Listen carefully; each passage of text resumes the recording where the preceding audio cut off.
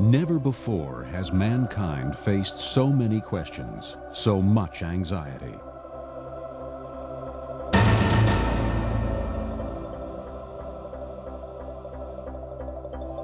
Sometimes our problems seem so big, the questions so complex, we don't even want to ask.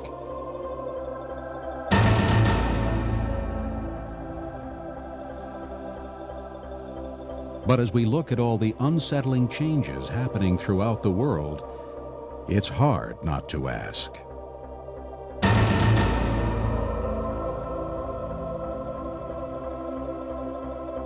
Where is mankind headed? Just like a human. Right off to Z. Yet it's a satellite.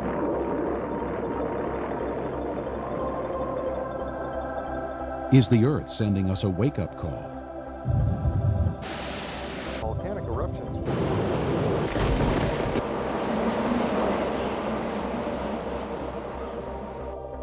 Is there objective truth?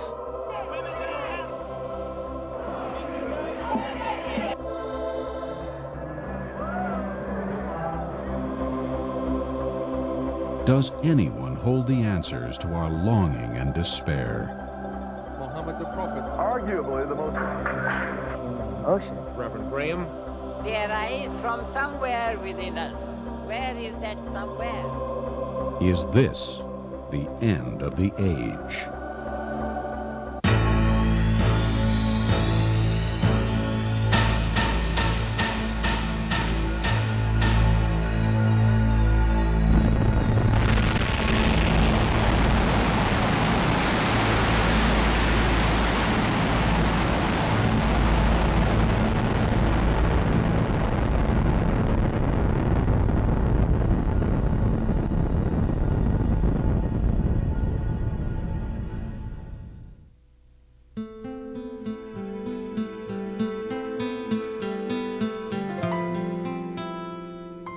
There's not just one set of morals, and that people should agree to abide by a certain set of laws so that their morals can be modified, but morals can be different. I mean, the law should be just a basic guideline to keep people from killing one another and harming one another. I think there's more of like a moral awakening where we're starting to question the things that have been handed down to us traditionally, and I think we're just trying to look for like what is right or wrong, and I think a lot of times we're coming to the conclusion that there is no right or wrong. I don't think there's any more absolute.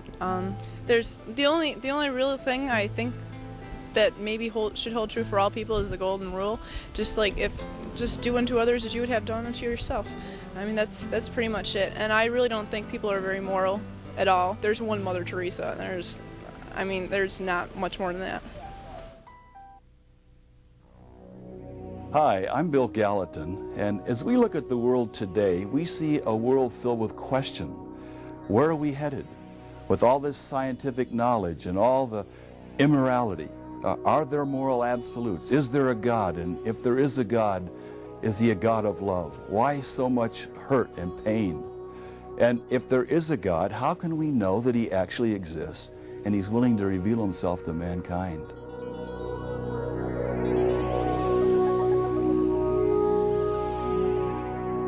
In my opinion, I don't think there is an ultimate truth.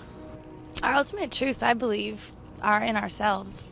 Everybody has it inside them. It's just a matter of listening to yourself. I used to believe in God when I was younger. I believed in all the stories. I believed in all the rules and the commandments when I was raised Catholic. But then I began to think about things more philosophically, more in depth, and there were just so many questions that I couldn't answer.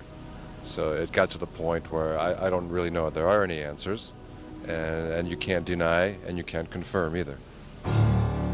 One of the ways we believe that God has revealed himself to mankind is through the Bible. His revelation, it's so unique from other writings. One of the things that's so exciting about the Bible is prophecy. And the Word of God is 100% accurate concerning prophecy. We would like to show you one example of fulfilled prophecy. One of the most remarkable prophecies in the entire Bible occurs in the Old Testament in the book of Daniel. The angel Gabriel predicts the precise day that Jesus was to present himself as a king some 5 centuries later. In Daniel chapter 9, verse 25, Gabriel says to Daniel, "Know therefore and understand that from the going forth of the commandment to restore and to build Jerusalem unto the Mashiach Nagid, the Messiah the King, shall be 7 weeks and 62 weeks. These are 69 weeks of years, and the ancient calendars use 360-day years. And so what Gabriel is saying is that there will be 173,880 days between the commandment to the Messiah the King. Now, the commandment to restore and to build Jerusalem was given on March 14th of 445 BC. This is recorded in Nehemiah chapter 2. The only time that Jesus permitted himself to be presented as a king was on the day we call the triumphal entry, which occurred on April 6th, 32 AD. From March 14th, 445 BC to April 6th, 32 AD turns out to be 173,880 days exactly.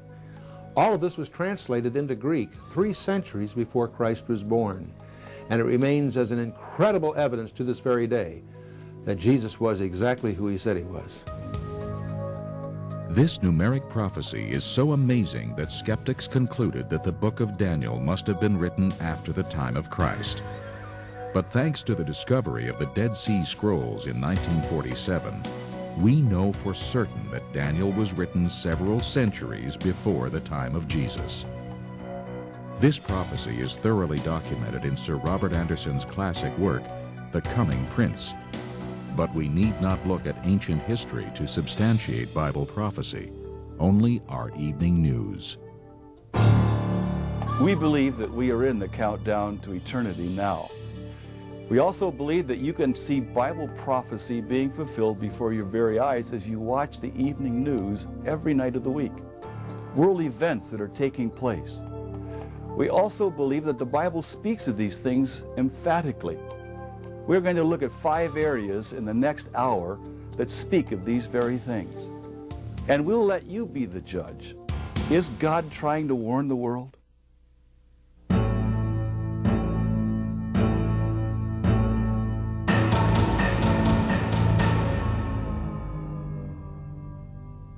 When the disciples came to Jesus on the Mount of Olives, and they asked him for signs of the end of the age, he said that there would be earthquakes in various places, there would be famines, and there would be pestilences. Of course, we see that there are major earthquakes that are increasing at an alarming rate in the last few years.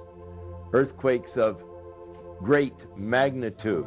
Of course, in the earlier years, people say, well, they have always had earthquakes. True, but we are now seeing an increase in major earthquakes, and thus we need to realize that these earthquakes that are shaking the world are a part of the whole prophetic scheme.